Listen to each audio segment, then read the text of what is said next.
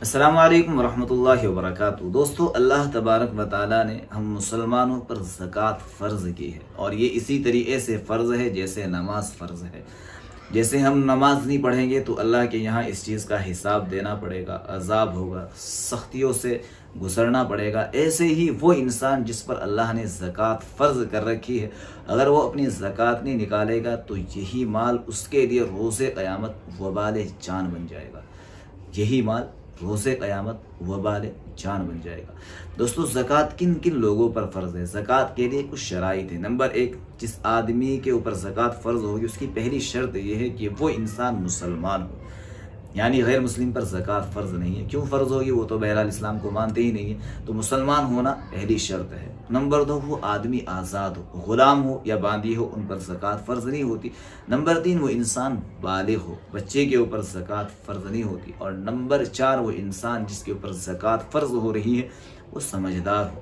سمجھدار مینس یعنی وہ پاگل نہ ہو، دیوانہ نہ ہو، مجنون نہ ہو۔ اگر کسی دیوانے، پاگل، مجنون کے پاس بہت ساری پراپرٹی ہے تو اس آدمی پر زکوٰۃ فرض نہیں ہوتی، چونکہ اس کے پاس عقل نہیں ہے، سمجھ نہیں ہے۔ جبکہ وہ مال اس کی ملکیت میں ہو تو اس پر زکوٰۃ فرض نہیں ہوگی۔ اور اگر وہ سمجھدار ہے، کوئی بھی بہرحال سمجھدار ہو، عقل مند ہو، بالغ ہو، مسلمان ہو، تو ان تمام لوگوں پر زکوٰۃ فرض ہو جاتی ہے۔ اور زکوٰۃ کے اندر آپ کو نکالنا کتنا ہے؟ شریعت نے بڑا آسان رکھا ہے، بہت آسان رکھا ہے دوستو۔ اگر شریعت تقاضا کرتی کہ آپ کو اپنا آدھا مال نکالنا ہے تو ہمیں وہ بھی نکالنا پڑتا، لیکن اللہ تبارک و تعالیٰ کا کرم دیکھیے، محبت دیکھیے کہ اس نے کہا کہ آپ کو کل مال سے 2.5% نکالنا ہے، صرف 2.5% نکالنا ہے۔ 100 روپے پہ صرف 2.5 روپے، کتنا آسان! 100 روپے پہ 2.5 روپے اللہ کے نام پر نکالنے ہیں، لیکن لوگوں کو یہ نکالنے میں موت پڑتی ہے۔ ان کو یہ نکالنے میں بھی ایسا لگتا ہے جیسے پتہ نہیں ان کے ساتھ کون سا اللہ نے ایسا حکم جوڑ دیا جس کی وجہ سے وہ ایک دم تل ملا اٹھتے ہیں، پریشان ہو جاتے ہیں۔ تو اور 4 چیزیں ہیں دوستو جن میں زکوٰۃ فرض ہوتی ہے۔ نمبر 1، سونا، نمبر 2، چاندی، نمبر 3، مال تجارت، اور نمبر 4، کیش یعنی کچھ نقدی وغیرہ۔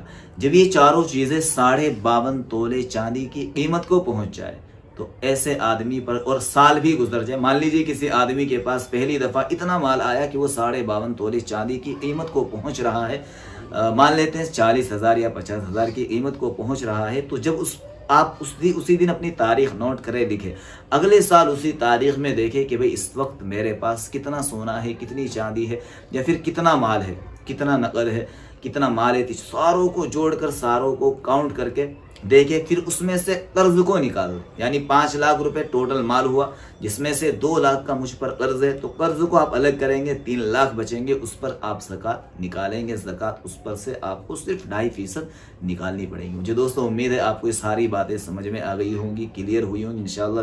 وقتاً فوقتاً پھر اور اسی طرح کی ویڈیوز آتی رہے گی۔ آپ لوگوں سے ریکویسٹ ہے کہ اس ویڈیو کو لائک بھی کریں اور شیئر بھی کریں۔ پہلی دفعہ آئے ہیں تو چینل کو سبسکرائب کرتے ہوئے جائے۔ اللہ تعالی ہم سب کو اپنی زکوٰۃ نکالنے کی توفیق عطا فرمائے۔